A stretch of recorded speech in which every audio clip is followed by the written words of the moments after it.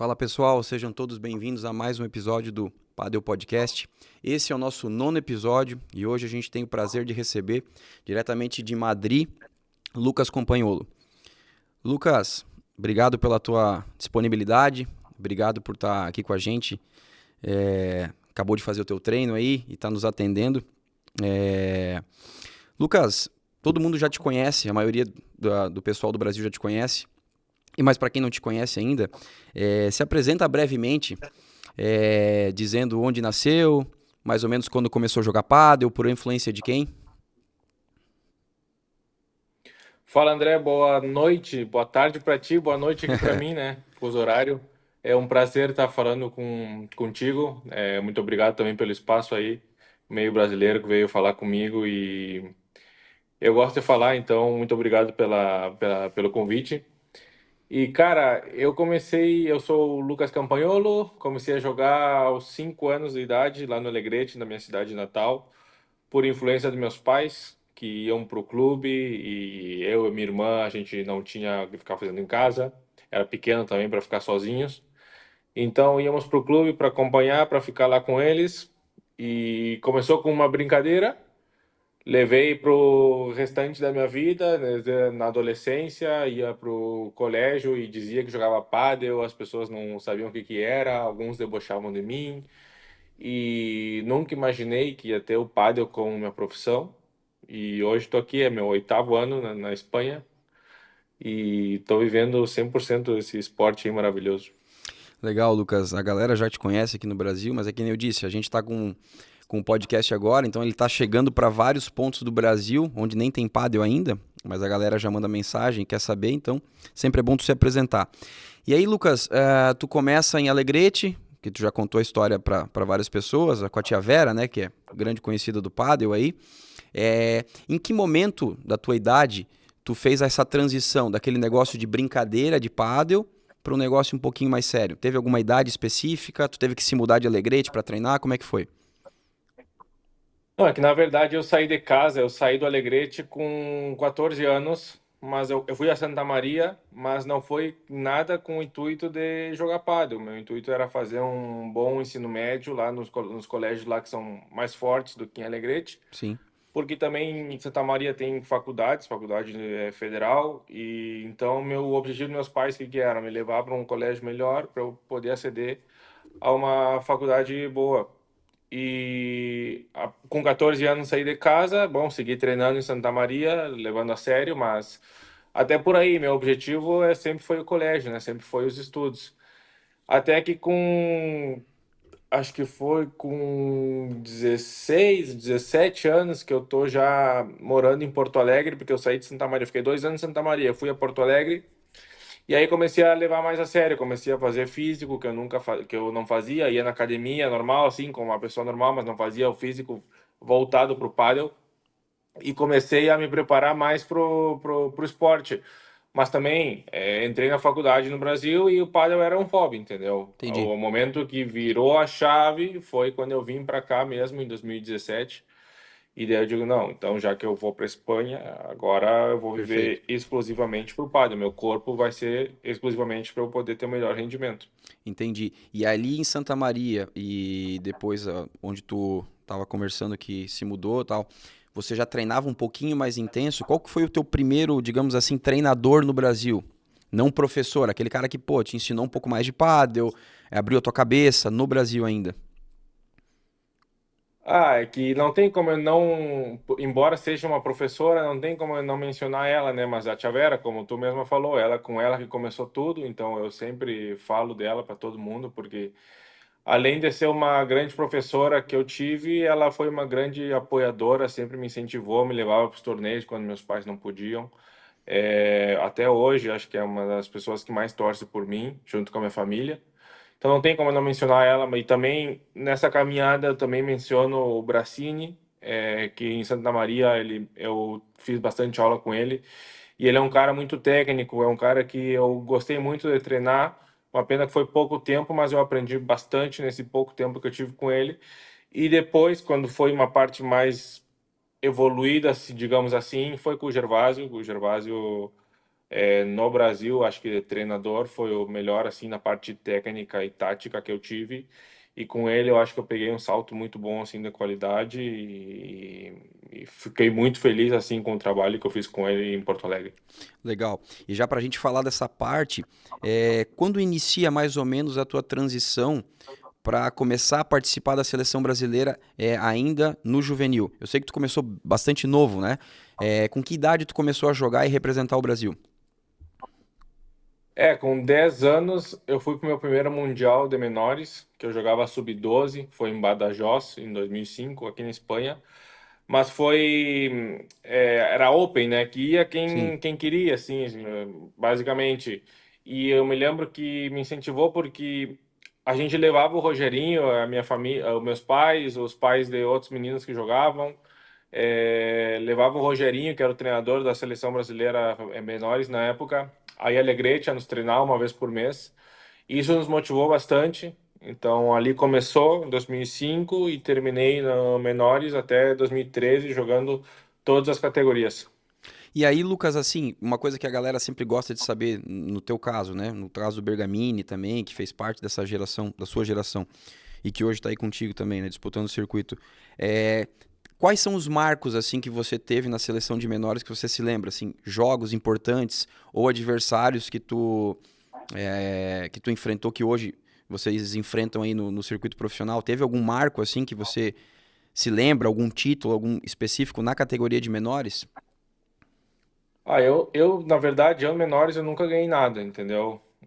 Porque também, bom, a minha concorrência era meio complicada também. Na minha categoria eu jogava o Dineno, o Stupa, o LeBron, o Juanteio. Tinha bastante gente boa assim, daí Sim, ficava meio complicado. Eu nunca ganhei nada. Isso também serve de estímulo para, porque muita gente pensa que, pô, o Piá foi nos menores e não ganha menores, não vai vingar. Não, isso não existe, entendeu? Tem milhões de casos. O Arthur Coelho, por exemplo, no menores aqui, ele não se destacava, o Galã não se destacava, e hoje os caras são os perfeito. melhores do mundo, entendeu?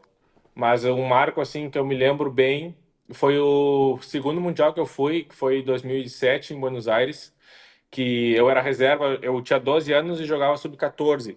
Tu sempre jogou uma E eu era categoria acima, né? reserva Desculpa. até não, até a partir do na 14 eu comecei a jogar na minha Ah, categoria. tá.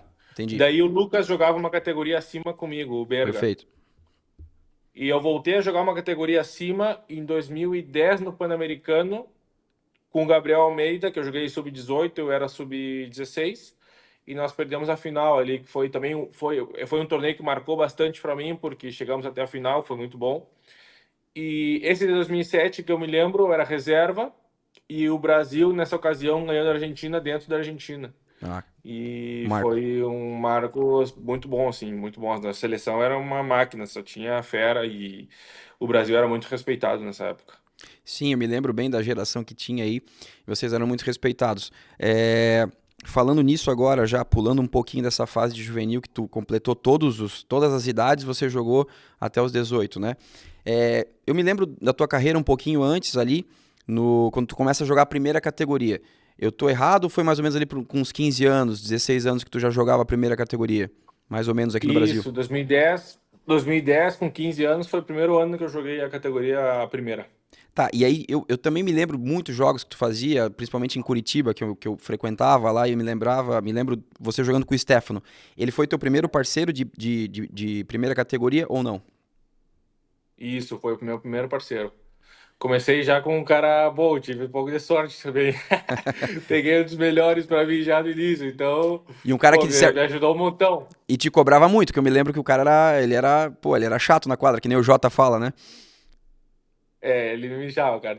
Eu nunca vou me esquecer de uma anécdota que terminou uma das milhares finais que nós perdemos pro Júlio e pro Gervásio.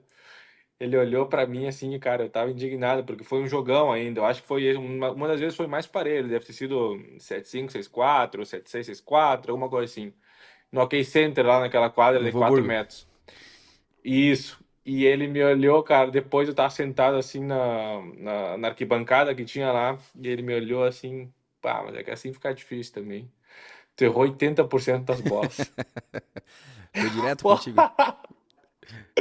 80% das bolas, cara, porque, não sei, de 10, entendeu? Tu só mete duas, tá? É muita coisa, sabe? Mas, E ficou marcado aí, mas não, mas eu aprendi muito com ele, porque ele é um cara que, sobretudo, ele competia muito bem. Então, ele sempre teve uma raça, uma gana de ganhar, assim, e com cada parceiro, assim, que eu joguei, sobretudo nessa época, né, que a gente é jovem e vai criando também o caráter dentro da quadra, eu acho que cada um, assim, me ajudou na minha caminhada, assim, para me ajudar a chegar onde eu tô. e eu também me lembro ali que depois, também vai me corrigindo se eu tiver errado, que a memória vai falhando, assim, mas eu tava num jogo que daí já não era mais você com o Stefano, lá em Tubarão, uma quadra de vidro, quadra rápida, e lá você meteu o Marco lá, eu acho que foi ganhar, se eu não tô errado, a primeira vez que o Júlio e o Gervásio perdem no Brasil, com o João Bueira Isso, naquela quadra, né? isso. Domingo à noite, na final lá, foi um jogo épico. Fala pra nós um pouquinho desse jogo, que foi pra quem é do Brasil é um marco, né? Ver o Gervásio e o Júlio perdendo, né? E conta um pouquinho pra nós como é que foi. Isso foi em 2013, né? Acho que foi 2013, eu acho que eu tinha Eu acho que sim. 18, era meu último ano de menores. E eu vinha jogando com o João já aquele ano e a gente também sempre batia na trave. Algum outro torneio perdíamos para o Bruno, para o Stefano, para o Sagui, mas a maioria assim a gente perdia para o Júlio e para o Gervásio, sabe? E ninguém podia bater o Júlio e o Gervásio. Era aquela coisa que, putz, toda a minha carreira que eu joguei no Brasil eu perdia contra eles, entendeu? E aí teve essa oportunidade em Tubarão, que a quadra era muito rápida, isso nos favorecia. E a gente fez um jogo perfeito para nós, porque saiu tudo como a gente queria. O João jogou um absurdo também, ele vinha jogando muito bem aquele ano.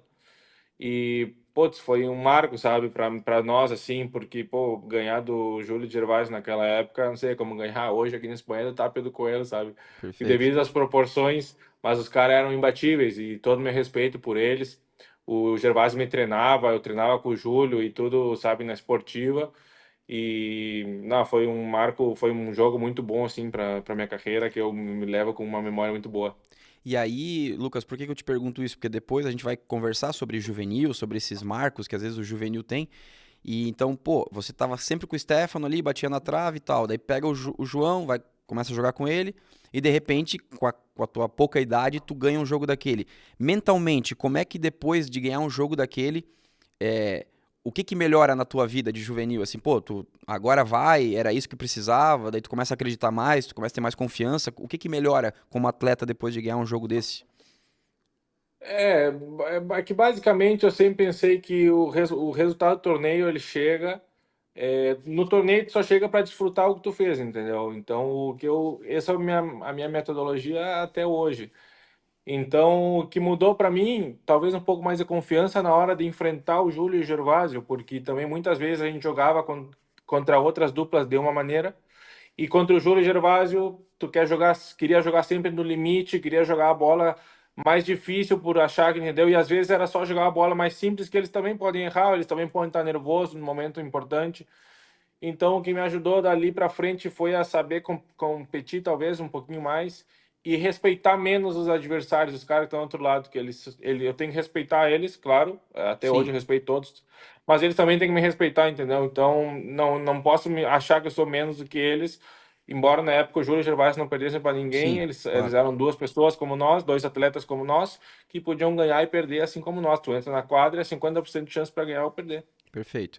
E aí depois também tu começa a entrar com a parceria, depois pode contar depois ela um pouquinho melhor pro nosso público, mas você entra também com outro marco que eu acho, né, que ganhou depois deles em Novo Hamburgo, naquela quadra lá do OK Center lenta, né? Já com o Bergamini num outro projeto. Isso. Ah, falando sobre isso, fala um pouquinho como é que foi esse jogo também, pra gente se situar numa quadra diferente, bem mais lenta do que Tubarão, né? Que daí era totalmente diferente o jogo. E depois disso, respondendo, Lucas, já fala como é que foi essa tua parceria com o Bergamini e a tua entrada na Espanha. Isso já foi. Esse jogo em si contra o Júlio Gervásio, se não me engano, foi 2015, no mesmo ano do Sul-Americano que nós ganhamos em Lá em Bento. Bento. Era outro contexto, porque o Lucas a gente tinha passado na Espanha, a gente teve 3 meses aqui juntos, e daí a gente pegou uma casca boa. A gente já estava despontando bem aí no Brasil, e surgiu a possibilidade de ir para Espanha, ficar um tempo. eu tinha ido antes e não tinha conseguido ficar por tema dos papéis. Então eu tinha um apartamento alugado até o final do ano. Daí eu até conversei com o Lucas, falei, ah, cara, o que que tu acha da gente ir e tal, ficar 3 meses lá, total, o apartamento já tá pago. Vamos, ficamos juntos aqui na Espanha, rodamos, treinamos, perdemos bastante jogo, mas aprendemos, entendeu? E daí a gente voltou pro Brasil com outra cabeça, literal, com outra cabeça, e focado no que a gente queria, entendeu? A gente já estava treinando como jogadores profissionais que no Brasil não existem, entendeu? E Sim. então, a partir daquele momento, a gente começou a pegar um salto maior e o jogo contra o Júlio Gervásio realmente marcou que a gente vinha fazendo bem, entendeu? A gente estava treinando e estava se dedicando para isso e ganhamos deles também num grande jogo. Jogar com o Lucas, desde aquela época, foi sempre muito bom para mim. A gente se entendia muito bem dentro da quadra. E a partir dali a gente começa a encaminhar também o título sul-americano, depois, se não me engano. Acho que foi depois do sul-americano. Sim, foi em Bento lá, né? Que daí vocês Isso, acabam também se tornando campeões em cima da Argentina lá. Que também foi um marco, né? isso, Pro Brasil naquela época, né? isso. Aí, explica pra gente também, que é uma questão que todo mundo fala, desde a época, o Pablo veio aqui e todo mundo tem algumas ideias do que é ir pra Espanha. Muita gente falava das histórias do Pablo Lima, como é que ele foi pra Espanha, com 5 euros no bolso e tal. Daí tu vai perguntando pra ele, as coisas são difíceis, mas às vezes elas têm outra história, né? Como é que foi a tua história real de, não, agora eu decidi ir pra Espanha, eu vou jogar, eu não vou só fazer o teste de 3 meses. Quando é que tu realmente falou assim, pai, eu preciso ir, eu vou, e agora eu não volto mais? Teve algum momento assim? Sim, foi bom. 2016, né? Antes de eu vir, eu jogo o ano inteiro com o Júlio no Brasil. A gente tem uma temporada espetacular. Acho que não perdemos nenhum set durante todo o ano. Final do ano, coroamos com um grande mundial que nós fizemos. Ganhamos nosso confronto contra a Argentina. A gente ganhou contra o Maxi Sanches e o Alemande. Maxi Sanches, na época, acho que era dupla 2 do mundo. Sim. Contra a Espanha, nós estávamos no tu a tu e o Júlio teve cãibra. Contra Portugal, a gente ganhou 6-0, 6-0 nosso jogo, eu e o Júlio. Então a gente estava num momento muito bom, a gente se preparou muito para o Mundial. Nosso objetivo era o Mundial naquele ano com o Júlio. E então a gente chegou num grande momento e fizemos um grande torneio. A partir dali, a marca também Dropshot me comentou que gostaria que eu voltasse para a Espanha para tentar. E eu digo, falei com meus pais e surgiu a possibilidade. O Martin Dineno falou comigo para eu vir e jogar com ele. Na época ele estava ainda na Argentina porque ele teve o acidente no ano Sim. anterior, estava se recuperando recém a começar a jogar em 2017. E daí meus pais, bom, me apoiaram, disseram que, bom, afinal das contas, minha faculdade, o meu trabalho depois em Alegrete, porque em algum momento eu vou voltar, vai estar lá para mim, então que eu tivesse essa experiência na minha vida, entendeu? Que fosse. E, enfim, vim, não imaginei que ia ficar 8 anos, não imaginei. Mas também quando eu vim, eu digo, não, agora que eu tô aqui, eu vou caminhar com minhas pernas, porque graças a Deus eu não vim com 5 euros só. Os meus pais, eles sempre me ajudaram, nunca me faltou nada. É, então, eu nunca passei nenhuma dificuldade, essa que é a verdade, entendeu? Mas também, a partir do momento que eu decido vir pelas minhas próprias pernas, eu digo, não, eu tenho que retribuir de alguma maneira. Eu não queria receber R$ 1 dos meus pais. Então, para me manter na Espanha, eu comecei a dar aula. E eu odeio dar aula. Aula, aula, aula. Eu dava 5, 6 horas por dia, entendeu? Que era a única maneira de eu me manter. A partir daí fui ganhando os torneios, a gente foi avançando com o Martim, depois veio o Lucas, a gente começou a jogar com o Lucas, a gente foi avançando, as coisas foram acontecendo, os contratos foram melhorando, fui treinando, jogava um torneiozinho aqui, fazia um eventinho ali, ia juntando meu dinheirinho, e aí consegui manter, até que passou os anos, não precisei mais dar aula e tô aqui. Mas o início foi bem complicado, eu tive que botar peito, entendeu? Porque eu fazia uma coisa que eu não gostava, e pior, Sim. dizia para meus pais, sobretudo para minha mãe, que é super protetora, dizia: Não, tá tudo bem, eu não tô fazendo nada, não sei o quê, porque ela nem sonhava que eu dava aula, sabe? Porque senão é Ela capaz achava que dela só dizer: tava se Não, usa meu dedicando cargo. pra treino. Não, exatamente, entendeu? Só que também eu acho que isso me ajudou a me formar aqui, porque eu entrava nos torneios. E, cara, eu queria matar meus rivais, assim, porque eu dizia, não, eu tenho que ganhar esse jogo, porque senão eu já fazia as contas de quanto que vai me custar esse torneio, eu não posso sair no vermelho, não sei o quê. E também eu me lembro de um episódio muito marcante para mim, que foi o dono do clube que eu dava aula, que ele chegou para mim e falou: Lucas, para de jogar esses torneios, para de jogar esses World Padel Tour na época. Isso aí não vai te levar a nada, porque o padel naquele momento não era como é hoje, na Sim, claro. verdade. E ele falou assim: te dedica aqui a dar aula, tu dá aula bem, as pessoas gostam de fazer aula contigo, entendeu? Eu te dou mais horas se tu quiser, e te dedica a isso. Isso ficou na minha cabeça. E aí tu encontra ele em algum torneio depois, já falou com ele depois disso, ele já viu o teu Teve um, sucesso? teve um torneio em Madrid 2022, que nós estávamos jogando quartos de finais na Caja Mágica, na quadra central. E como era um clube drop shot, o clube dele, ele foi convidado pela drop shot para ir no palco, lá no VIP da drop shot ali, russo, atrás da quadra.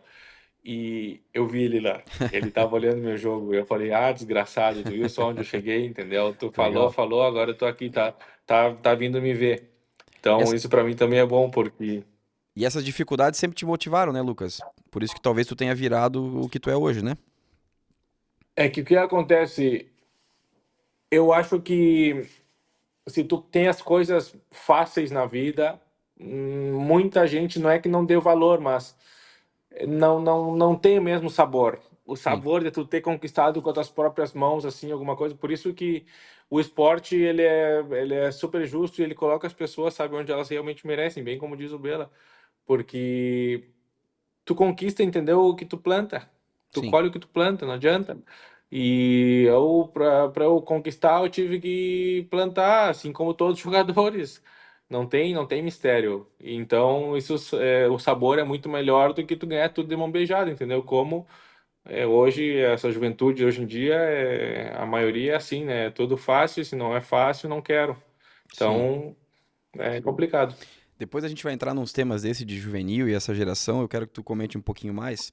Só vou voltar um passinho atrás ali que tu comentou, tu jogou com o Martim, e antes, naquelas experiências da Espanha que tu foi, antes de ficar aí de forma definitiva, tu jogou com o Tejo, né?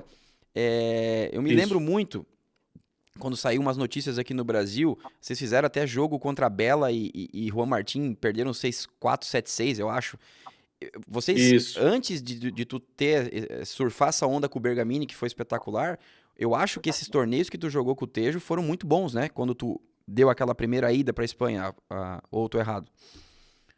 É que nessa primeira ida foi assim, foi em 2013 o Pan-Americano de menores aí no Brasil, em Porto Alegre, que eu joguei contra o Tejo. Eu e o Victor Nogueira ganhamos do Tejo e passou uns meses, eu recebo uma mensagem dele, acho que pelo Facebook na época, acho que era Sim. Facebook. E ele me fala: Olá, Lucas, não sei o quê, sou Juan Tello, estou pensando em ir para Espanha ano que vem, não sei o quê. Quer jogar comigo? E eu, gostaria. Eu falei, comentei com meus pais, eu recém tinha entrado na faculdade, e minha mãe me falou: fala assim, Lucas, cursa 6 meses, tranca a faculdade e vai três. Tem essa experiência, entendeu? E depois tu volta e treina na tua faculdade. Eu digo: tá, vou. E me lembro que na época eu jogava de Vairo. Sim. E eu ia chegar na Espanha, em teoria, e teria Vairo para mim. Chego aqui na Espanha, o cara da Vairo não sabe nem quem é Lucas Campanholo. Não tem nem ideia quem sou eu. E daí, putz, eu sem marca aqui, sem material, sem nada. Daí aparece o Luciano e o Pablo, da Dropshot do Brasil. Eles falam com o dono da Dropshot aqui na Espanha, com o Marcelo e com a Maite. E falam assim: ah, tem um guri aí que foi para um brasileiro, foi para Espanha e tal, vai ficar 3 meses. É um guri bom, nossa confiança, a gente quer começar a patrocinar ele. Ele tá aí, vocês podem dar material para ele. E o dono da marca respondeu: impossível, a gente tá já com. Não tem como dar material, estamos cheios, não sei o que, não vamos conseguir. Daí o Luciano falou, deu um carteiraço, falou assim: não, então faz o seguinte, dá para ele duas raquetes, duas camisetas, duas bermudas e eu pago. Ele Ele bancou. falou, ele falou, né? Ele bancou, ele falou: eu pago, bota na conta do Dropshot Brasil. Tá. Fui pro primeiro torneio e, claro, ninguém conhecia, nem eu, nem o Juan Tejo, Sim, entendeu? sim. Fomos pro primeiro torneio e desde pré-prévia entramos no quadro principal. E foi tipo uma sensação, porque era impossível. Naquela época era impossível fazer isso. Isso que eu fiz com ele depois do que eu fiz com o Lucas, ninguém fazia. Pode perguntar para os caras aqui, até o, você não sei, os caras que estavam aqui, muitos patinavam, não entravam. E daí a gente fez. Eu me lembro que contei eu de 5 torneios, nós fizemos 4 quadros assim, E ninguém de esperava, pré-prévia a quadro. ninguém sabia quem Ninguém era. esperava. E daí, no primeiro torneio acontece que a gente faz quadro. Eu chego em Madrid pós-torneio, o cara da Drop Shot estava esperando, com uma caixa cheia de roupa, com um monte de raquete, dizendo, ó, aqui tua marca, não sei o quê, e aí já me abraçou. E foi assim que começou minha aventura com a Drop Shot também, que hoje a gente faz 10 anos e está junto. Legal, legal. E aí, só pra gente pontuar também, que é um. Que esse cara, pra nós aqui, é uma referência, é um fã é, também dos brasileiros, por tudo que ele passou. Tu jogou com o Martim, né? Jogou um pouco, né? Claro que não na época, digamos, essa época que ele tá vivendo agora, né? Pós-acidente e tudo mais. Então, na verdade, quem mais ajudou ele foi você, assim, no sentido de voltar. Ele é um cara diferenciado, assim, por essa força de vontade, treinou junto com ele. O que que tu pode falar um pouquinho do Martim, assim, como pessoa? Nem como jogador, mas como pessoa mesmo. Ah, cara, como pessoa até hoje, ele é um dos melhores amigos que eu tenho no circuito. A gente se reúne e nos torneios a gente se vê, eu vou no quarto dele, conversamos, tomamos mate. A gente também compartilha do mesmo agência aqui que ele leva nossas carreiras, entendeu? Então isso faz que a gente tenha muitos momentos juntos. E o Martinho é um guri 10, entendeu? A resiliência que ele tem, a força de vontade, é um guri que nunca se rende, literal. E como tu vê ele dentro da quadra, ele é assim fora também. Ele é um cara muito simples, é um cara lutador, entendeu? Batalha, treina pra caralho, entendeu? Sempre querendo melhorar. E é um cara que eu conheço assim, um dos mais inteligentes que tem assim para jogar o pádel. Ele vê o jogo de uma maneira assim que muitos poucos veem. Legal. Então, eu fico muito feliz por tudo que acontece na vida dele, porque ele é um cara que merece tudo de bom, na verdade. E aí, depois que você, digamos assim, entre aspas, rompe com ele, né? Aí começa esse projeto com o Berga, né? E vão super bem e tudo mais. Conta pra gente, assim, até tu chegar nos dias de hoje, atuais, né?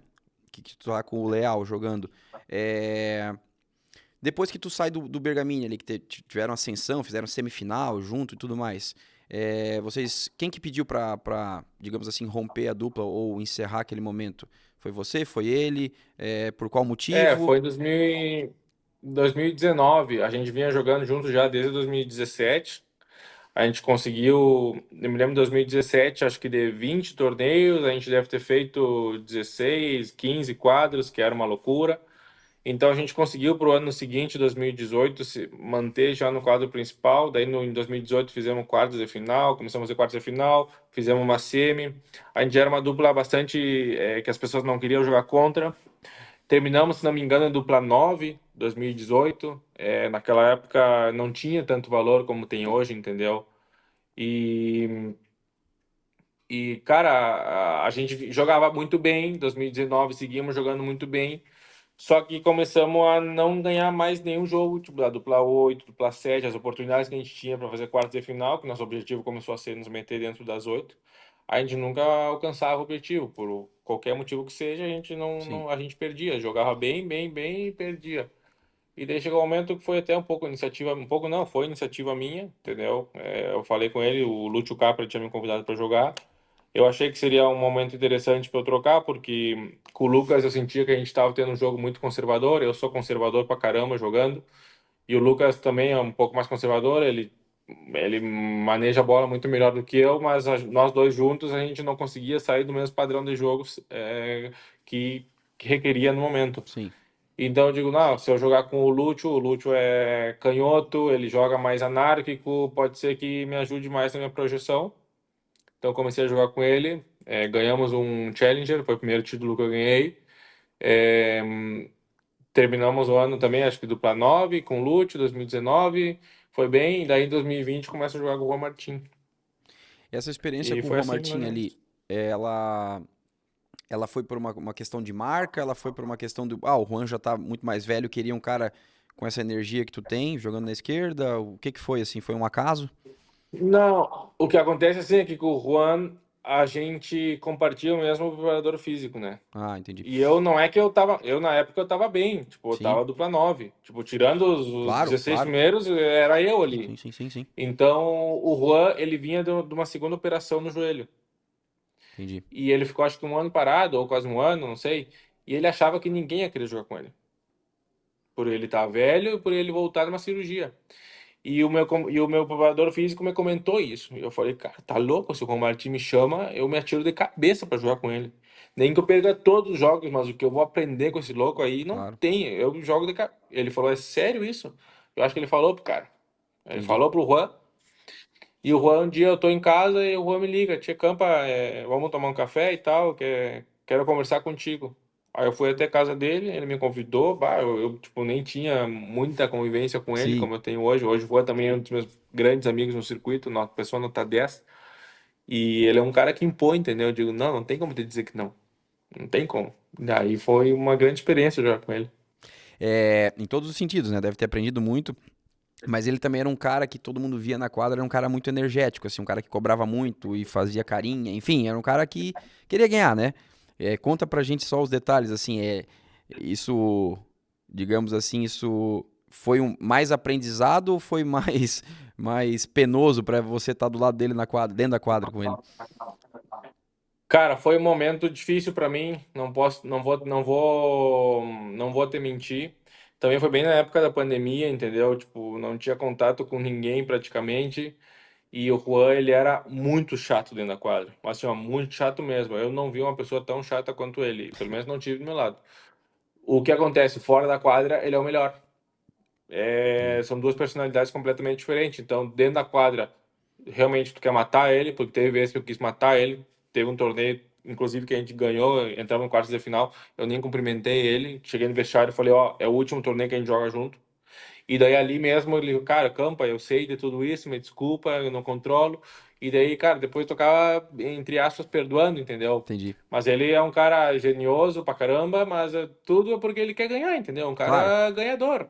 sim, Tudo que ele faz com, ele não faz com a intenção de ter, de botar o dedo na ferida, sabe? sim, Ele faz com a intenção de que tu melhore pra dupla ganhar. entendi. E na época também eu era mais piá e também estava Sim, mais sozinho, então eu não via dessa maneira. Então foi um momento que eu sofri bastante. entendi. Mas não me arrependo em nada de ter jogado com Não, ele. com certeza. E depois disso tem outras parcerias. Uma que ficou em evidência, assim, que aqui, pelo menos no Brasil, todo mundo chamou atenção. Foi quando tu volta a jogar na direita, principalmente com o Ravi, que é um cara desses caras mais anárquicos, nem que tu falou, um cara, né, que, enfim, tem um estilo de jogo diferente, e você volta para sua posição, acho que de origem, e acho que também que você prefere, né? Posso estar enganado. E essa dupla, ela não, ela virou, obviamente, né? Pô, ganharam de LeBron e Galã, acho que nos Estados Unidos, né? Tudo mais. É, Ela não continuou por quê, Lucas? E outra pergunta, ela foi boa, realmente? Você se sentia bem com ele na quadra? Eram parceiros mesmo?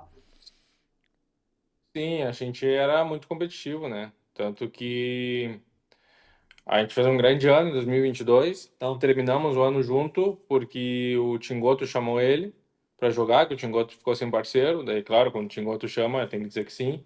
Eu acabei jogando com o John e acabei fazendo inclusive melhor do que eles. Esse ano eu fui pro Master como reserva, fiquei número 17.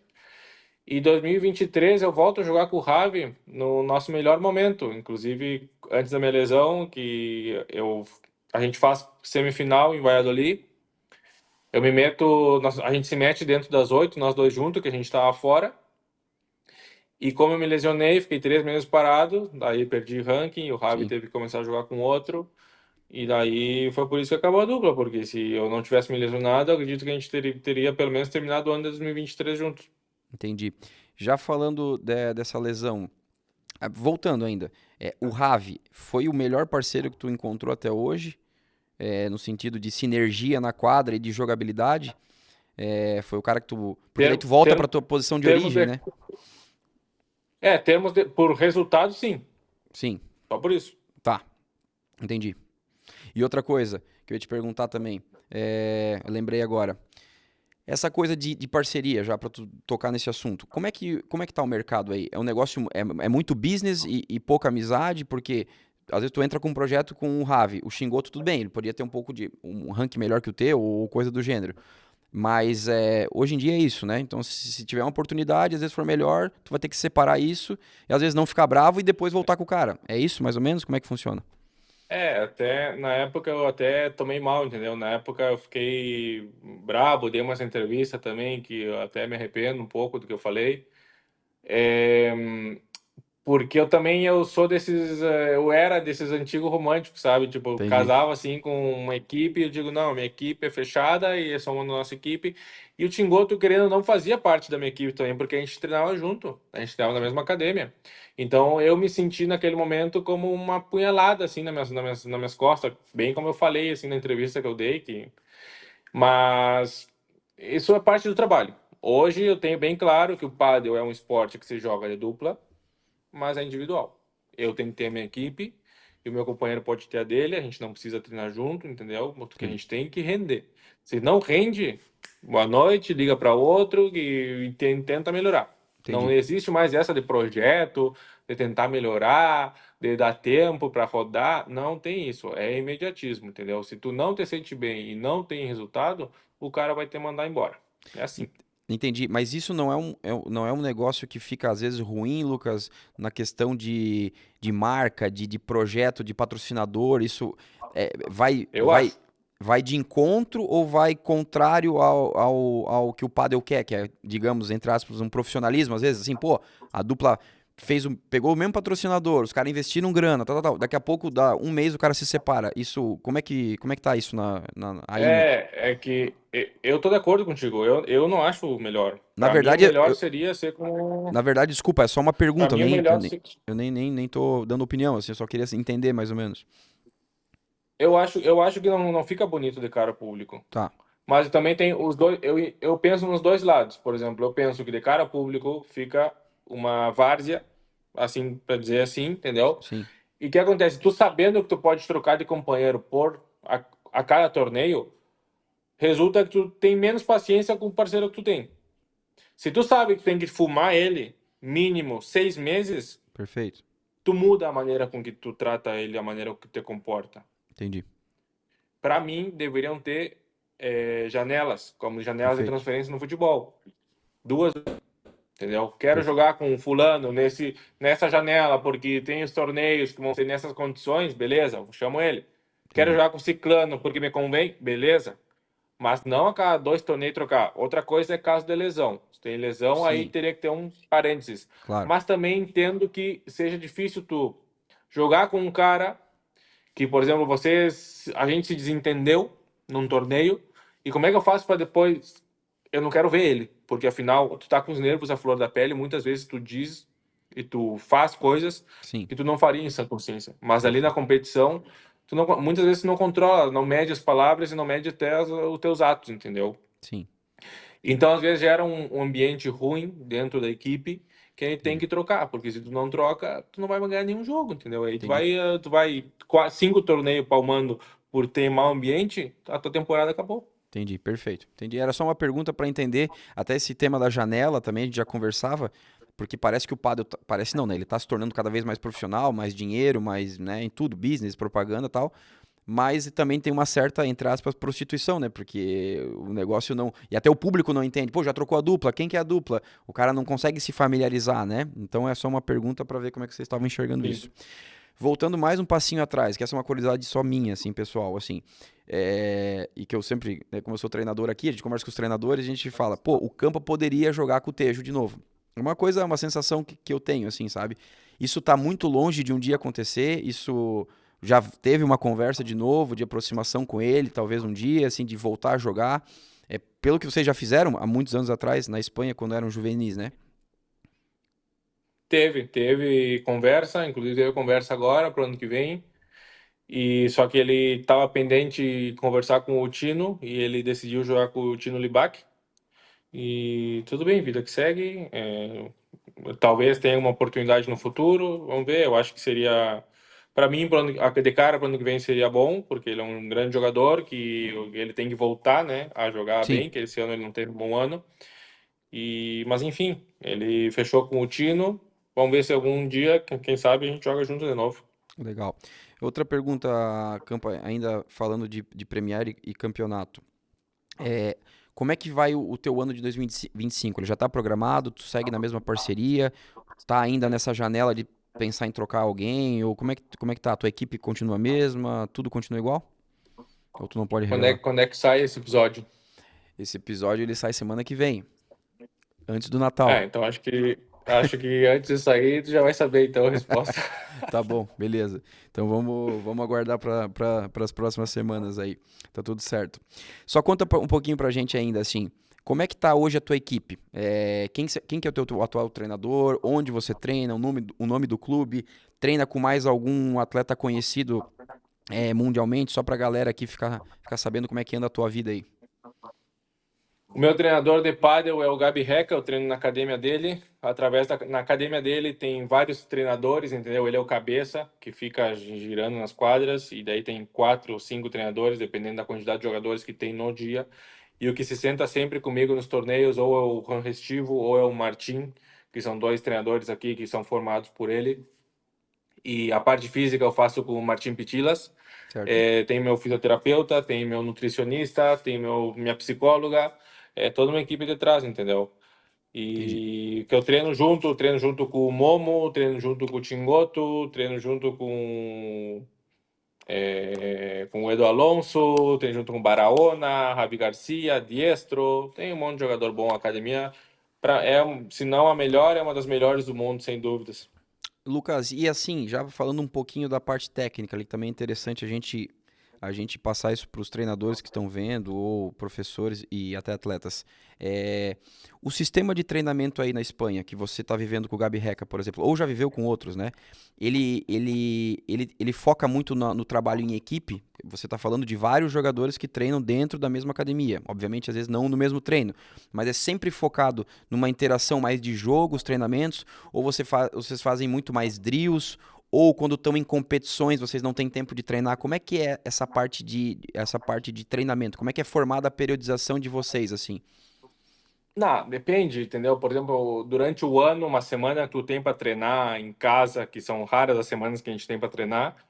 Geralmente a gente faz de manhã, são treinos mais táticos com o teu companheiro, entendeu? Fazendo situações, Certo. fazendo alguns exercícios para competir, algum que outro carro, mas o objetivo é fazer mais situações de jogo, mais coisas voltadas a melhorar a tua performance, praticar jogadas. Certo. E eu costumo ir de tarde, mínimo 3 vezes por semana, quando eu estou em casa, fazer uma horinha de carrinhos com, Tá. com ele. Ou vou eu, vou mais um, dois, entendeu? Ele junta 3, Perfeito. 2, ou individualmente mesmo. E daí tu corrige algumas coisas mais técnicas, porque Perfeito. senão não tem como tu ficar parando o treinamento Perfeito. com. São quatro, 5 quadros, entendeu? Com 4 jogadores. Então, se tu ficar parando todo o tempo para tu corrigir o cara ali, tipo, é complicado, entendeu? Então, Perfeito. eles dão, por exemplo, uma visão, mas aí tu deixa para corrigir no momento mais à parte, entendeu? Não tem Entendi. como tu corrigir com toda a galera lá. Entendi. É um treinamento mais focado em grupo com uma galera, às vezes interação de jogo na quadra, situação de jogo e é isso, né? Isso, Tá. isso. Legal. Falando já de você de novo, né? Você teve essas trocas de esquerda para direita, foi, voltou. Você prefere realmente a direita? É o teu lugar de segurança, digamos assim? Eu prefiro porque eu acho que eu sou mais completo na direita. Eu não tenho jogo de jogador de esquerda para os caras daqui.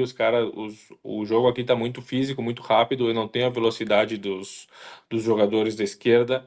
De direita, a verdade é que tu tem que tapar bem menos a quadra, por isso que eu consigo jogar ali, porque eu fisicamente tenho uma limitação, que é o meu quadril, que na época lá que eu jogava com o Lucas de novo, em 2021, eu fiquei assim de me operar.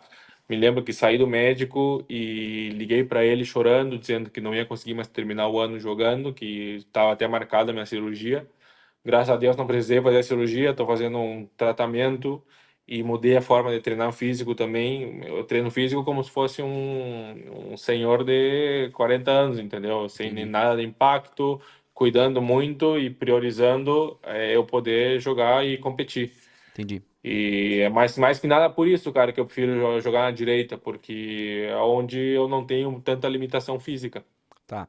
E aí uma curiosidade minha, particularmente, que você às vezes falou já em outras entrevistas e, enfim, já escutei a galera que veio aqui no podcast até quando a gente sai pra jantar depois, falou, pô, o Campa fala que ele não é habilidoso e tal, mas todo mundo discorda dessa tua fala, né? É, Por que que você acha que você disse que você não é habilidoso, que você maltrata a bola, enfim, se todo mundo diz aqui no Brasil, principalmente, diz ao contrário, né? Em que aspecto tu fala disso? Pra tu ver como no Brasil aí a coisa tá feia, né? O cara tá falando que eu sou habilidoso porque, pô, tá Não, mas os difícil caras aí. sempre falam, pô, o Campas exagera, pô, o cara joga bem, porra, joga fino, pô, voleia bem. Mas enfim, eu queria escutar isso porque é engraçado quando tu fala que tu maltrata a bolinha, entendeu? Tá, cara, é que assim, eu considero um cara habilidoso um cara que consegue fazer umas jogadas ilógicas. Entendi. Consegue, não sei, uma bola sem ângulo, tirar um ângulo, Sim. uma bola, entendeu? Mas eu jogo sempre o ABC. Eu jogo fácil. Eu jogo. A minha filosofia, o que que é? Tento botar o máximo de bola, entendeu? Na quadra, jogando bastante lineal, não abrindo tanto os espaços da quadra para não me prejudicar tampoco. Quando eu tenho a bola fácil no fundo, eu tiro o lob para ganhar a rede, que eu acho que é na rede onde se ganha os pontos. Quando eu tenho na frente, se eu posso dar um bico, eu dou um bico. E se não, corro durante 3 horas. Mas por isso que eu não me acho um cara habilidoso, eu sou um cara trabalhador, entendeu? E se eu Entendi. tenho que correr 3 horas, corro. E se eu tenho que dar bico na chinelada, eu vou dar chinelada também. Entendi. Era pra te ouvir falar sobre isso. Então, assim, qual que é o hoje, né? Agora, sem essa tua fala aí, que é meio de brincadeira também, mas assim, qual que é o teu melhor atributo no jogo hoje, na posição da direita? Que tu vê assim, pô, cara, isso aqui eu faço bem e é difícil me ganhar ponto por aqui, ou aqui eu incomodo no ataque. Qual que é a melhor coisa que tu tem, a melhor valência que tu tem na direita hoje? Que tu Eu considera? acho que eu sou um cara que defende, eu acho que eu defendo bastante bem. Eu acho que eu defendo bem e eu tiro uns lobbies que talvez uma das minhas grandes virtudes é tirar bons lobbies, entendeu? E isso afinal abre muito a quadra. Quando tu tira um bom lobby, tu abre espaço na frente, então isso te genera muitas possibilidades de jogada.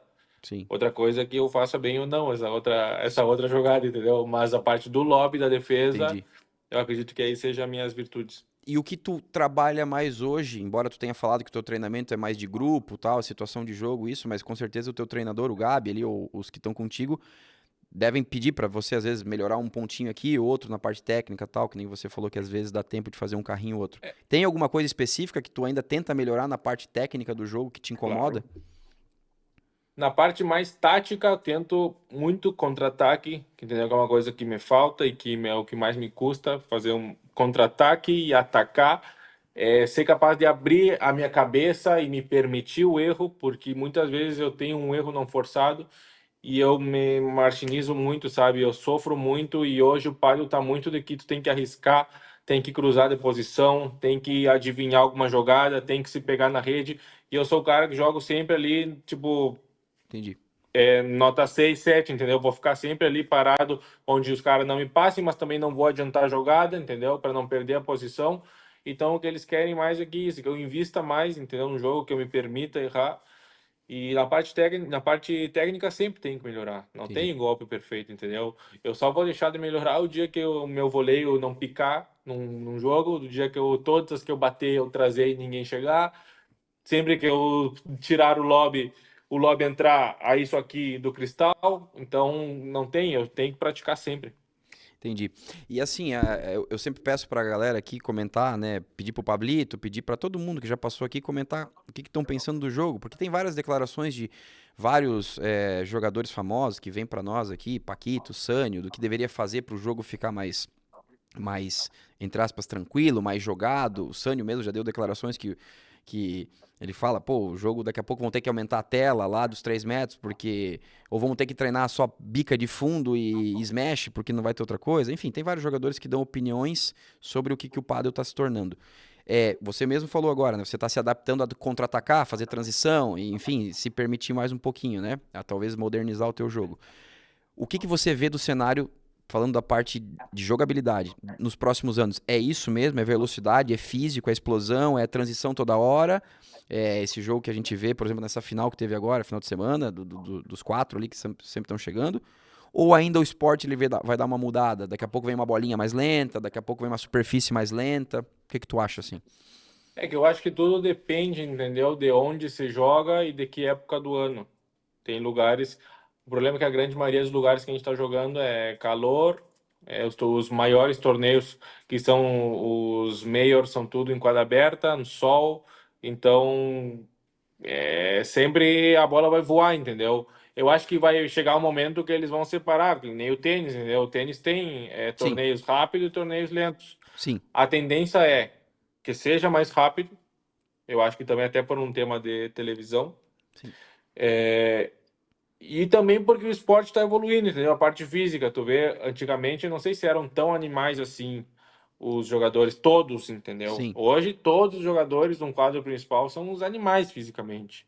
sim, Não tem um ali que dê uma brechinha, entendeu? entendi, Não tem um cara que não bata, não tem um cara que faça um ida e volta rápido, entendeu? entendi. Então, a tendência do jogo é ser muito explosivo. Entendi, entendi. Não, eu só queria saber a tua análise ali. E pra isso tu falou que tu tá tentando se modernizar também um pouquinho pra ver se às vezes tu vai ter uma outra opção no teu jogo e não ficar, né, que nem tu falou só na parte mais Exatamente. do no erro não forçado e tudo mais. Agora, Campo, assim, eu vou trocar um pouquinho, a gente já conversou um pouquinho da tua vida, do tour aí que tu tá, da tua saga aí na Espanha, né, como tu chegou. Vamos trocar para um tema que eu sempre falo aqui no podcast, uso o teu nome, né, no bom sentido. É, alguns anos atrás, há 2 anos atrás, eu acho, você deu aquela declaração que polemizou de uma forma errada no Brasil. Algumas pessoas não gostaram ou tiveram um viés assim para tirar do contexto o que tu falou, né? Mas eu entendi o que tu falou mas explica para todo mundo de novo o que tu falou naquela entrevista a nível é, você fez uma leve cobrança, assim, do comprometimento das pessoas em relação à seleção brasileira, quem estariam, parte física, tu falou bastante, que foi tirado do contexto também. Só relembra a galera, que agora é a tua oportunidade, de mais ou menos contextualizar o que tu falou anos atrás e todo mundo meio que desvirtuou o negócio, entendeu? Não, o que eu quis dizer na época também foi que a seleção brasileira tinha ido para aquele Mundial de qual foi? De Dubai, né? Sim, 2020, foi 2022? 2022 foi o que você foi, né? Que a gente perdeu para Portugal, né? É isso? Isso, mas foi desse, né, que eu falei. Isso foi. Sim, Cara, eu vi a seleção brasileira. Eu acho que se não era a pior fisicamente, estava entre as quatro piores, entendeu? Tava entre as três piores. E se a gente quisesse chegar numa posição melhor no Mundial seguinte, isso tinha que melhorar. entendi. E eu acho que melhorou. Também por causa disso que eu tô te falando, o jogo tá muito físico. Sim, Quando se joga Mundial, a quadra geralmente é rápida, porque é quadra aberta, é sim, sol, a bola é uma bola bupada que se joga nos torneios FIP, é uma bola que voa. Se tu não sim, tá bem preparado, tu não consegue jogar com os caras. Cada vez vem esses países daqui da Europa, eles conseguem uns tenistas sim, que os caras só dão um bico na bola, eles não sim, sabem jogar o pádel. Eu tenho certeza, os brasileiros jogam muito mais pádel que os caras, mas o pádel evoluiu, entendeu? O entendi. pádel hoje que esses caras jogam é um esporte que muitas vezes é quatro, cinco trocas de bola como muito. É difícil ter um ponto largo, Sim, entendeu? E era um pouco isso, entendeu? Um pouco também um momento chateado com a nossa realidade, sim. mas também eu me lembro que na época também eu falei, nosso objetivo, a gente é ficar em quinto agora, a nossa tendência é ficar só para trás. E aconteceu, Sim, eu vou estamos em falar sexto sobre. agora. Vou falar sobre isso também. Então, já falando, já antecipando o que tu falou, sobre o Mundial agora, o último que teve, né? Vamos falar sobre uma coisa boa que eu acho que é pro padre brasileiro, né? Como é que você recebeu, antes de jogar e ser convocado, a notícia que o Pablito ia assumir a seleção? Fiquei muito feliz. É, porque o Pablo, ele poucas pessoas sabem mais de pádel do que ele, poucas pessoas veem o jogo melhor do que ele. Eu tive uma grata surpresa com ele no banco, fiquei muito feliz e acho que passei esse feedback para ele também. E eu sabia que ele era o cara capaz de nos levar assim para alguma missão impossível que a gente tivesse. Se tinha alguém que pudesse fechar o grupo e nos manter lá focado e trazer um objetivo assim, embora fosse muito longe para a gente, muito distante esse objetivo, se tinha alguém ali capaz, era ele. O trabalho que o Patrick estava fazendo foi muito bom, também é o meu ponto de vista. Ele ajuda, sobretudo, muito na parte, eu acho, que dos jovens também. Ele está muito implicado com isso, a parte do treinamento. Ele ajudava os guris também aí da primeira nos treinamentos, faziam algumas reuniões, né, que se Sim, juntavam, iam a algumas cidades para treinar. E isso também não dá para se esquecer, entendeu? sim, Porque o claro. cara fazia isso sem receber um duro, saía de Alegrete, que é longe pra caramba, entendeu?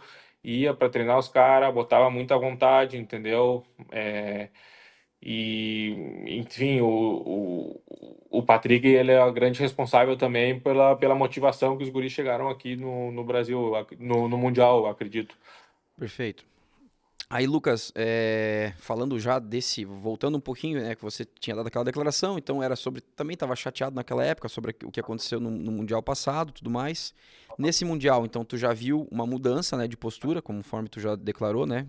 A galera veio mais imbuída de trabalhar, né? Eu entrevistei eles aqui antes e todo mundo falou, pô, o Pablo tá cobrando a gente muito, ele tá dando outra visão de jogo, a gente quer muito, né? O Lucas Cunha, que é teu amigo pessoal aí também, pô, os caras, todo mundo se esforçando, correndo atrás, dentro do que dá para fazer no Brasil, né? Então acho que houve uma melhora. O que que te chamou a atenção, Lucas, nesse Mundial agora, nesse último? Sobre a parte técnica, por exemplo. Eu vi os jogos contra a Holanda, a Suécia e todos os outros, assim. Tem alguma coisa que te chamou a atenção, embora vocês tenham ganhado da Holanda e da Suécia, na parte deles, assim, na parte técnica e tática? É um jogo mais rápido, é tudo meio ex-tenista, o jogo fica... Como é que tu sentiu, assim, esses países, eles estão evoluindo muito mais do que a gente? O que que tá mudando em relação ao que a gente tá ficando, digamos, para trás em relação ao jogo desses caras, assim?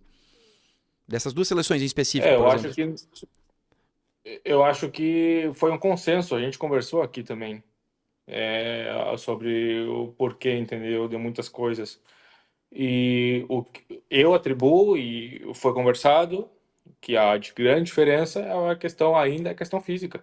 E não é que não façam, entendeu? Sim, Mas a bola dos caras aqui anda bem mais.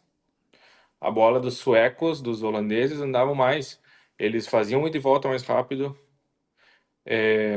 Eu não tô queimando ninguém. não, Antes não, não, não, não, que não. É vire uma pergunta. corte e que me queime, entendeu? Não, Eu não, porque depois vão ficar. Não quero ninguém ofendido, porque isso não é uma crítica. sim, É porque a realidade é outra também. é uma O pádel se constatação. joga no Brasil, se joga a um por hora. Essa que é a verdade. Sim, E o pádel que se joga aqui, o pádel profissional, a bola voa na quadra.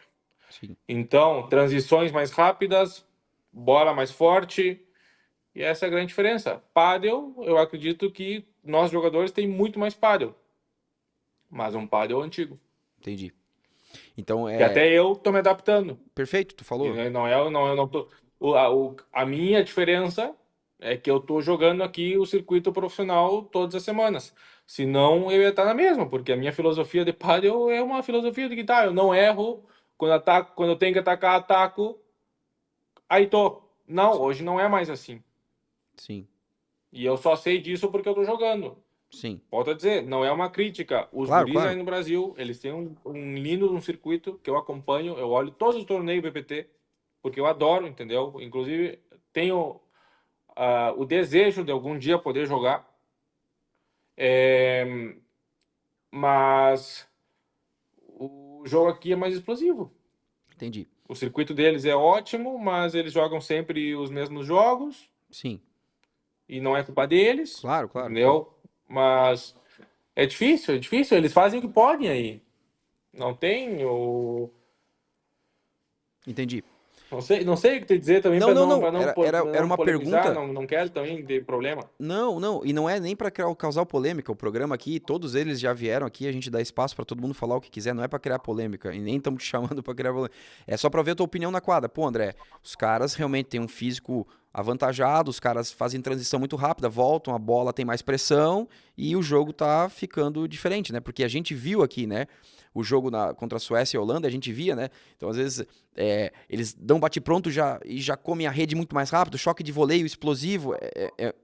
Parece um jogo maluco, É, mas na TV a gente conseguia observar que vocês ganharam, porque vocês tinham um pouquinho mais de malandragem, digamos assim, né? De tato. É, Porque senão, putz, é, era uma pressão gigantesca, os caras baixavam bola no pé, saíam voleando, choque de voleio, qualquer smashzinho, o cara de 1,65 m explodindo a é. bola, tipo, ficou visível aqui, Por né? exemplo, no confronto, sobretudo contra a Suécia, me lembro bem, o primeiro jogo jogou o Cunha e o JP contra dois jogadores da Suécia, que os dois juntos, um deve ter 1,95 m Sim, e o outro deve ter 1,93 m. Entendeu? Aí já condiciona muito o jogo. sim, Porque é difícil tu quebrar um cara desse. claro. E tu, é que nem o Coelho, por exemplo. Por que o Coelho é tão bom? Ademais de ele fazer tudo bem, o cara impõe muito com a envergadura dele. Sim, E querendo ou não, tu joga um cara de 1,90 m e pico, ele vai te impor, ele vai te impor todo o tempo sim, quando ele tá na rede. Como é que perfeito. dá um lobby? Se dá um lobby meia boca, o cara te arrebenta a bola. No meu caso, eu e o Matheus jogamos contra um cara que devia ter também 2 metros, o cara da esquerda, e o cara da direita tinha 1,70 m. Mas o cara da direita, ele tocava na bola, ele tirava verdura para todo lado. Sim, Bola firme todo o tempo. sim, Chegou uma hora que a gente não sabia mais o que fazer, a gente dava os balões no cara lá e o cara baixava de parede, duas mãos de esquerda, bem, entrava firme no voleio.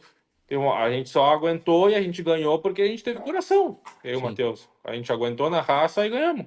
sim, E o Júlio e o Lucas também jogaram com um cara que do da direita joga o circuito aqui que joga muito bem. E o da esquerda também, tem 2 metros e tem 18 anos. É um animal. Agora jogou. Essa dupla mesmo jogou contra o Paco e contra o Cardona no México e perderam no terceiro set. perfeito. Entendeu? E Então os tudo, caras também rodam. Os caras estão próximos aqui ao circuito, é mais fácil para eles. Então eles estão mais sim. acostumados a jogar também. E uma pergunta que eu ia te fazer agora, que também é uma curiosidade. Aqui a gente treina bastante ex-tenista aqui, né? Então, assim, caras que estão saindo do tênis e estão querendo se tornar, às vezes, profissional no pádel e tal.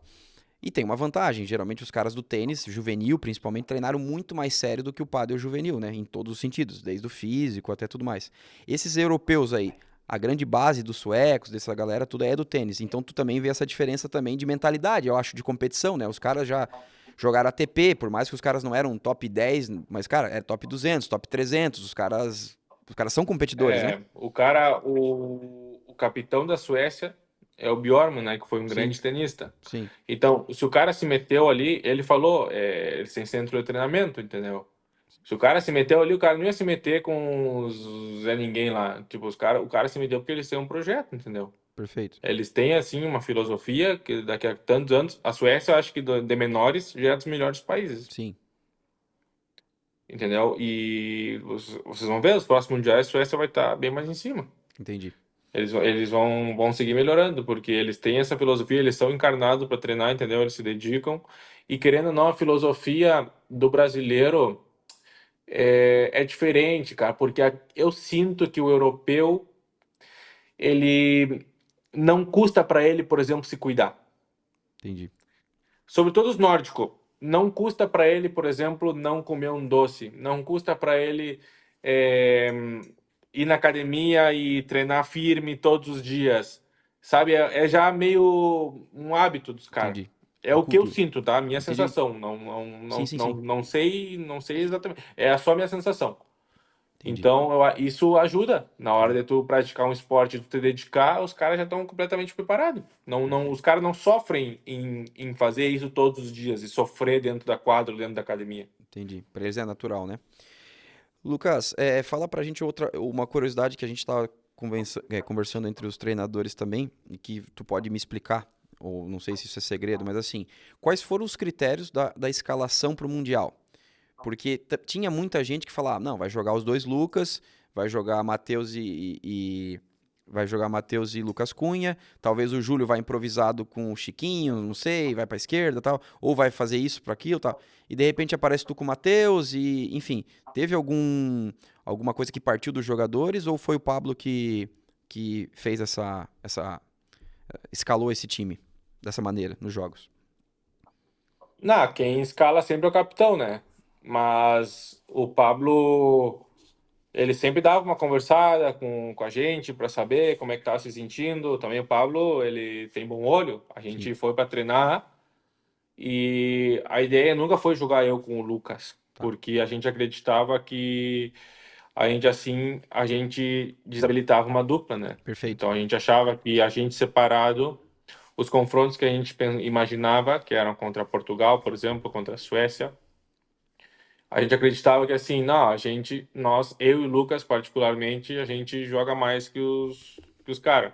Sim. Então a gente separado, a gente pode ajudar os nossos companheiros. No Dividir caso, força, né? seria eu com alguém e o Lucas estava já certo que jogava com o Júlio. A maioria dos jogos importantes, entendeu? Tá. Nós fomos com essa mentalidade. Entendi. O que acontece? Nos primeiros treinamentos, sendo bem sincero contigo, eu treinei com o Matheus e treinei com o Chico. Conversando com o Pablo, a gente entrou no consenso que era melhor eu começar com o Matheus. Pelo que eu estava sentindo Sim. também e pelo que ele via de fora. Então, joguei os primeiros 2 jogos com o Matheus, a gente sofreu pra caramba, mas ganhamos nossos pontos. O Matheus é um grande jogador, muito defensivo também, que isso me dava muita tranquilidade para jogar com ele, mas também é isso que eu te digo, na parte ofensiva nos faltava um pouco mais de punch, porque eu também não sou um cara assim que vou fazer uma loucura, sabe, no ataque. Entendi. Eu jogo mais conservador também, então a gente ficou um momento muito estagnado, eu e o Matheus, para ganhar ponto, mas Sim. conseguimos ganhar nossos jogos e alcançamos nosso objetivo. Depois mudou contra Portugal porque a gente acreditava que a característica do jogo seria melhor eu jogar com o Chico. Que a gente sabia que seria um jogo muito de psicológico, a gente sabia que o confronto ia se definir, por exemplo, no meu confronto e talvez no do Lucas e do Júlio. É, então a gente tinha que arriscar e a gente pensou, não, o Chico é um cara que está mais acostumado a jogar esse jogo e é um cara que na hora do pega para capar ele pega o rojão e não solta, sabe? Sim. Então isso o que a gente pensou contra Portugal. Ele jogou pra E o- caramba, o Chico foi um guerreiro na quadra. É um prazer enorme ter jogado com ele esse jogo, porque ele é um cara que muita gente questionou também a convocação dele. Mas o Chico ele tem uma história linda no pádel. É uma pena que a maioria desse pessoal aí no Brasil não conheça ele ou não respeite a história do Chico, Sim. porque ele, assim como o Pablo e como o Marcelo, ele é um dos grandes nomes no nosso quadro brasileiro e a gente tem que ressaltar ele sempre. O Chico merece muitíssimo respeito e o que ele fez na quadra do meu lado merece muitíssimo respeito minha também. Todo mundo elogiou ele aqui no Brasil, né? A atuação dele contigo foi impecável, ele a gente achou, né? Guerreiro, ele não solta o jogo, é cancheiro também, e, pô, foi um negócio fantástico, né? Ainda mais na idade que ele tá, né? Fisicamente, pô, não sofreu no jogo, aparentemente, né? E aguentou, parecia um menino na quadra, né? Então é legal tu ressaltar isso porque ele merece. Mas aí, falando do confronto daí derradeiro ali com Portugal, que era um negócio que também me pareceu assim, perdemos, ok. E aí, quando perde, né, perdeu, e aí todo mundo vai falar qualquer coisa. Mas tu acredita, Lucas, que a gente tinha uma chance verdadeira? Porque, sim, se tu for ver o último confronto, foi, né, foi o último jogo, né, foi muito disputado. Então, assim, acho que tirando o segundo que o Júlio perdeu ali com o Bergamini, que pros irmãos deuses que estão, acho que num ritmo, né, como tu falou, melhor em todos os sentidos, a gente podia ter ganho também, né? Então todo mundo fala assim, ah, tá, pô, ficamos em sexto, tá tudo uma merda. Não, mas peraí, por pouco, eu acho que foi por pouco, de resultado, eu tô falando de quadra, né? A gente também não tem uma sorte diferente, né? Embora a gente já escutou das publicações de todo mundo que fala que a gente merece estar onde está. Mas também, por um leve detalhe, a gente não teria uma sorte diferente, creio eu, né? Ou tô enganado, o jogo era 100% para Portugal e o resultado só consolidou que eles são melhores que a gente hoje. Tu te refere no jogo ou no último confronto? Eu me refiro no confronto inteiro, tá? Tipo, ganhar de Portugal. A gente, pelo resultado, faltou pouquinho, né? Digamos assim. Ou não. Aquilo ali foi mais do que era aquilo ali mesmo. Se a gente tivesse ganho, seria uma sorte absurda e não seria merecido. É isso que eu tô te perguntando, assim. Daria pra ter ganho de forma real? Não, eu acho que se tivesse ganho seria uma epopeia. É? Tá, Seria como se fosse há alguns anos atrás, alguns bastantes anos atrás, como aconteceu em 2006, o Brasil ganhou da Espanha. Foi uma tá. epopeia, uma vez na história. Entendi. Seria assim, porque a seleção dos caras é muito melhor do que a nossa. Seria 80% de chance para eles e 20% para nós. Entendi. sendo bem realista. Tá. E se a gente tivesse ganho, seria porque os cruzamentos teriam sido os melhores possíveis. Até quando saiu os cruzamentos, a gente ficou esperançoso, porque a gente achou assim, o primeiro ponto era eu e o Chico contra o Peu e o Luke, e eu digo, não, esse jogo dá para ganhar. E daí eu vinha o Berga e o Júlio. Sim, Eu tinha muita fé neles. Muita, muita, muita. Quando nós ganhamos o jogo, eu sim, fui pro vestiário, tomei meu banho, e eu falei pro Chico, Chico, eu vou lá porque os guris vão ganhar. E eu tinha certeza que eles iam ganhar, porque o Lucas vem jogando uma enormidade, sim, e o Júlio nesses jogos cresce pra caramba.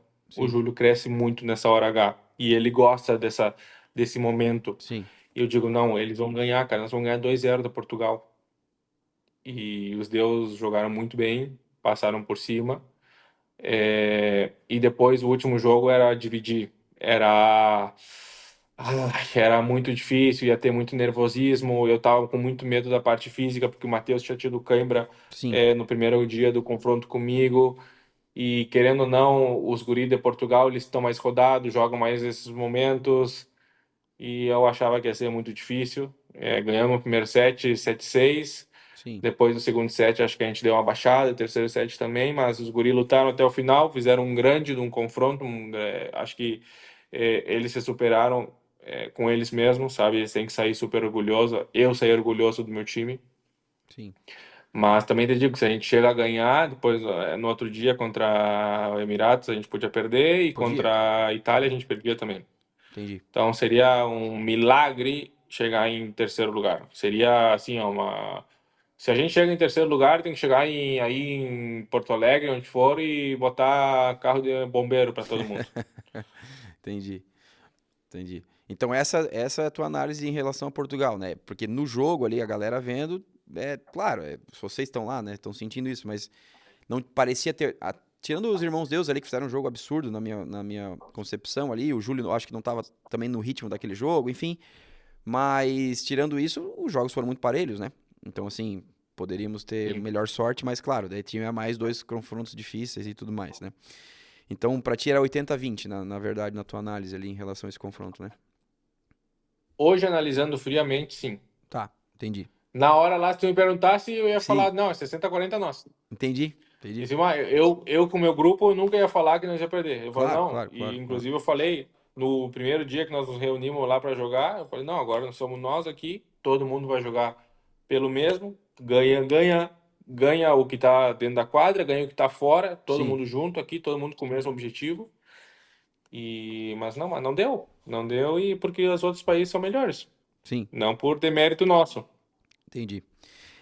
Lucas, eu vou já falando dessa parte ali dessa nossa derrota e o que espera no futuro aqui do Brasil, assim. Como é que você vê, se é que você tem digamos assim, essa conexão ainda com o Brasil e tem, né, com o Patrick, com uma galera aqui. Como é que você vê o futuro do pádel no Brasil, não do esporte em si, que está crescendo e vai crescer cada vez mais, mas da parte desportiva, dos nossos atletas juvenis e o que você acha que a gente teria que fazer para talvez voltar num cenário melhor e não ter esse gap que tem entre a tua geração, por exemplo, né, que foi a última, digamos assim, é, com o Bergamini, né? O que que tu acha que precisa ser feito? O que que você vê, que você escuta no Brasil? Tem alguma solução? Tem alguma ideia para melhorar as coisas? O que que tu pensa assim, globalmente falando? Eu só para começar a pontuar sobre isso, tu disse que o pádel cresce no Brasil como esporte, é verdade, mas o pádel cresce em todo mundo e cresce sozinho. Perfeito. Eu não sei até onde Sim. o pádel cresce no Brasil por mérito das Sim. pessoas que estão aí. Inclusive é um grande desejo meu no futuro tentar ajudar mais, entendeu? Ser, não sei, o presidente, alguma coisa assim da Cobrapa, eu gostaria muito. Tive uma conversa aberta com o presidente para poder fazer parte agora dessa chapa deles aí Uhum. e me convidou ele começar a participar das reuniões que eles têm para eu ver como é que é e para pelo menos ter minha opinião assim abertamente. Eu tenho uma Claro. relação muito boa com o presidente Langer e ainda não pude participar de nenhuma reunião que eles fazem todas as semanas, porque também eu estava viajando, tive 9 semanas fora, e então agora vou ter um pouco mais de tempo e vou tentar ficar um pouco mais com eles para aportar também um pouco do meu grão e ver como é que é, e para também a próxima vez ter uma opinião melhor sobre o assunto. Perfeito. É, e sobre a parte deportiva, eu acho que é muito fácil fazer melhor do que se vinha fazendo, porque não se vinha fazendo nada. O último jogador que saiu foi o Berga. Sim. O Berga tem 27 anos. A seleção de base do Brasil, durante esse tempo, não existiu. Sim. Então, é triste isso. E não é culpa de ninguém, entendeu? É só as pessoas não querem. Tu vai me dizer assim, o que que tem que fazer? Puta, eu não tenho a varinha mágica, mas eu te digo o que que eu fiz. Eu tinha vontade de ir treinar. O Perfeito. Lucas, o Berga, ele tinha vontade de ir treinar.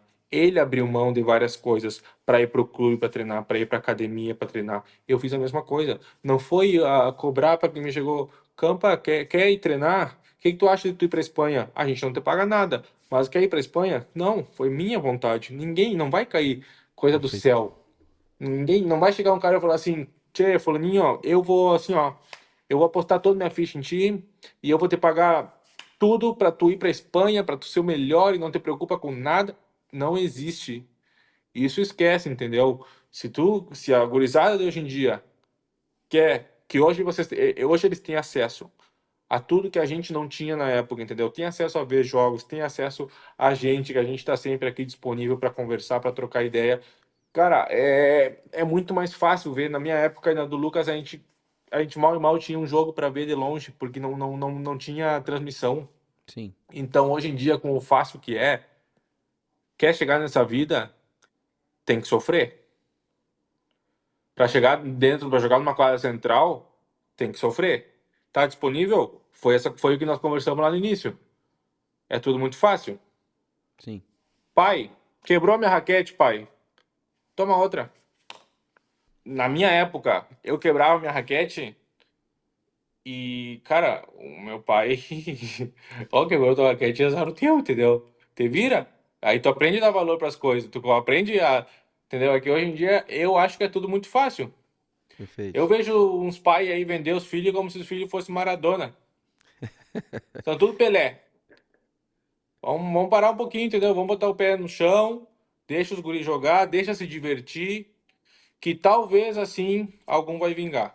Se começar a botar coisa, que hoje em dia o pádel é um esporte que está dando muito aqui na Europa, está dando uma oportunidade de vida muito boa para muita gente. Então, achando que não, o filho não é mais vai ser jogador de futebol, vai ser jogador de pádel. Entendi. E isso passa aqui na Espanha também, viu? Eu sei, que porque eu nem perguntei o que eu queria, mas tu já respondeu antecipadamente. Porque aqui no programa, como tem jogador e treinador, é tudo misto, né? Então o Stefano é jogador, treina, o Lucas, né? Todo mundo. Então a gente faz a mesma pergunta. E assim, pô, eu também sou treinador há alguns anos, fui pra Espanha, me especializei. A gente tem uma parceria com o Seba Mocoroa, exclusiva no Brasil, que tu deve conhecer o Seba. Eu fui atrás dele, né, há alguns anos para ver o sistema de metodologia de treino, tal, não sei o quê. Adaptamos, temos atleta, temos físico, temos mais dinheiro que na tua época, muito mais condições, muito mais. Os meninos saem daqui, vão para Espanha, ficam 3 meses, voltam, vamos não sei onde, muito mais do que vocês tinham. Os nossos treinos, não estou dizendo que a gente é do mesmo nível dos treinadores do Gabi Reca, não estou falando sobre isso, eu estou falando que hoje está tudo muito globalizado. Então, eu trouxe 4 anos de experiência do Seba Mocoroa, que formou milhares de jogadores, de Neno, né, que tu tá falando, e fui para outros lugares e tal. Beleza, a gente tem muita coisa próximo de qualidade dos treinamentos de fora. Próximo, né? Não estou dizendo que é igual. Mas, e aí você chegou num ponto, eu sempre pergunto, o que faz esse negócio virar? Né? A matéria-prima a gente tem, digamos assim, material a gente tem condições, muito mais que vocês tiveram. Por que você e o Bergamini viraram? Por que o Pablito virou? Aí eu pergunto, os pais mais atrapalham do que ajudam? Essa pergunta eu sempre faço aqui. E tem pais que ficaram puto comigo. Pô, mas... Não, eu só fiz uma pergunta e todos que vieram aqui falaram, essa geração, os pais, não todos, né? A maioria mais atrapalha do que ajuda, porque os Com caras não sabem certeza. sofrer, os caras não sabem treinar, ou os caras treinam de qualquer jeito. Eu quero ser jogador, mas até que ponto? O cara não abre mão de nada, né? Então, assim, tu tá respondendo uma coisa que eu nem te perguntei. Mas é isso mais ou menos que tu entende também do Brasil aqui, que eu tô te falando agora? Sim, eu tô 100% de acordo contigo. É que assim, André, tu pegar e abrir o Instagram, por exemplo, e ver o lindo que é ser um jogador de pádel, isso tu vai ter mil aí, mil contas para tu ver. Certo. Agora, o que a gente vive aqui no nosso dia a dia, no interior, nos dias ruins, no dia que tu vai, treina, tá doído e tem que treinar igual, o dia que tu vai e perde um jogo, tem que voltar, no dia seguinte tem que treinar igual. Não deixa, não passa um aniversário com a família, não passa uma festa com a família, entendeu? Porque tu tem que estar aqui, não pode abrir mão disso. Isso ninguém vê. E só vê quem tá aqui do nosso lado. Perfeito, perfeito.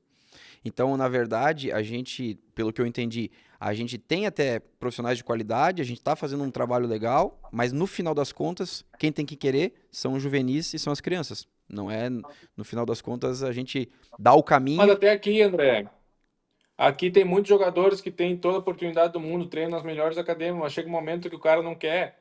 Aí o que acontece? O treinador abre mão do cara, tu não quer, beleza, eu não vou ficar perdendo meu tempo, Claro, entendeu? Ou eu tô contigo aqui e vou tirar teu dinheiro, sim, entendeu? Mas não vou te dar bola. Tu me paga aí pra tu treinar, beleza, mas eu não vou mais dar bola pra esse louco aí. entendi, Você não merece. entendi, entendi. Então, tu concorda com essa posição. Beleza, era uma pergunta que eu ia fazer, mas tu já antecipou a resposta, né?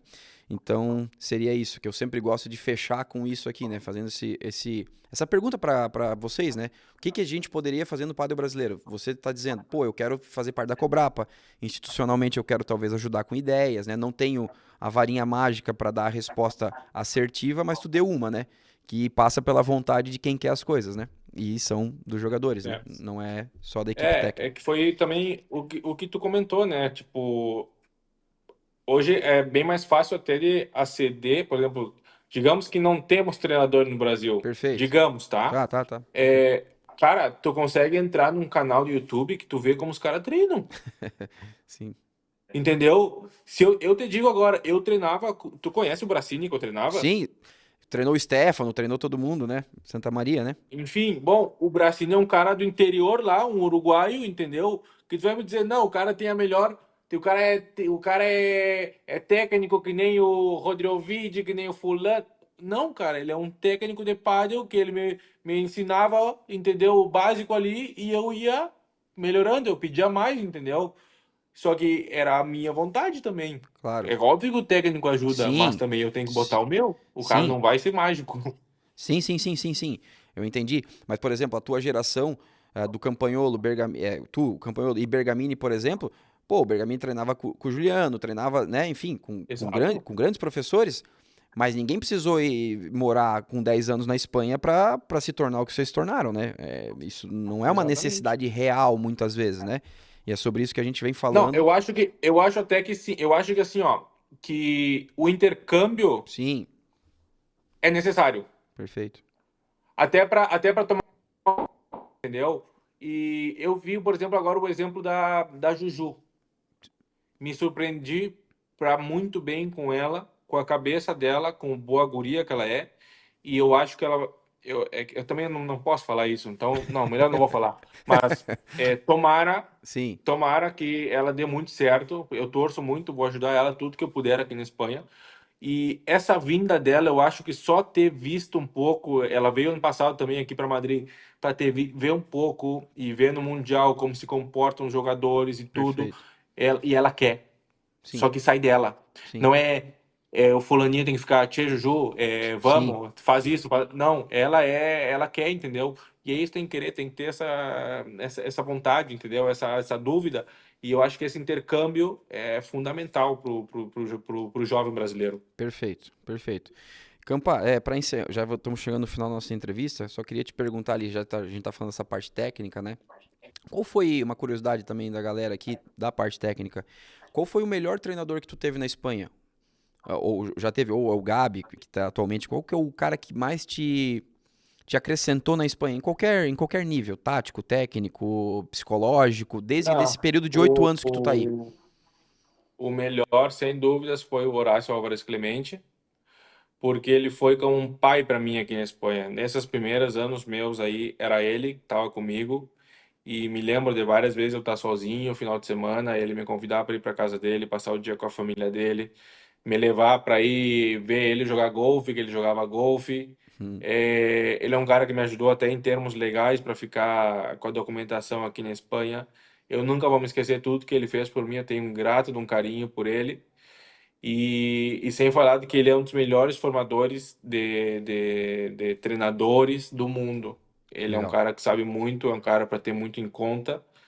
E eu sou muito grato a ele por tudo que ele fez por mim. Legal. Lucas, que nem eu já te pedi antes, né? Há uma hora atrás, te pedi das novidades de 2025, tu falou que não pode revelar ainda.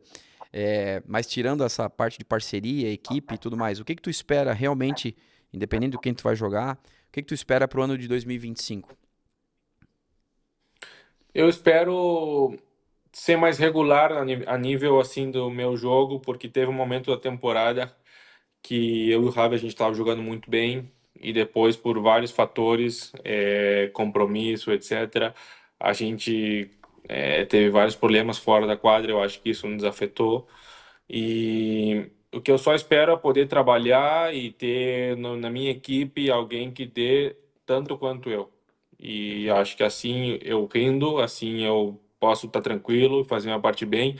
Se ganha, se perde, isso não tem como tu controlar. O que não se controla é o compromisso, o trabalho, o esforço, entendeu? Que afinal das contas tu vai pro torneio, tu vai só para colher o que tu plantou durante a semana. Então, o que eu espero é isso, é ter tranquilidade para mais tempo, assim, durante o ano, manter um grande nível. Legal, Lucas. É, vamos chegando para o final do programa. Eu queria agradecer a todos os nossos patrocinadores que nos ajudam aqui. Agradecer ao público que vai assistir esse episódio, é o primeiro episódio que a gente faz fora do estúdio, né? Com o Campa nos ajudando aí, da casa dele. Agradeço demais aí, Campa, pelo teu tempo disponibilizado pra gente. Eu sei que é difícil, tá treinando, tem um monte de coisa para fazer e tá aí no fuso também, nos ajudando aqui a crescer o Padel no Brasil, no nosso programa. Te agradeço imensamente e deixo o microfone aberto aí para você agradecer seu patrocinador, para mandar um abraço para alguém ou para deixar qualquer recado. Bom, eu primeiramente te agradeço, como eu te falei ali por mensagem, tu foi o único meio que veio atrás de mim para a gente conversar. E eu quero muito ajudar o padel brasileiro a seguir crescendo. Como eu te digo, o padel cresce no mundo inteiro, é fácil, mas tem que crescer também deportivamente aí no Brasil. E tomara que eu possa agregar alguma coisa, mandar mensagem para os menores, masculino, feminino, trabalhem, se divirtam, entendeu? Mas nunca tirem os pezinhos do chão.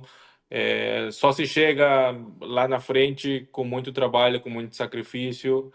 E a gente realmente precisa de vocês. O futuro do padre brasileiro precisa de vocês.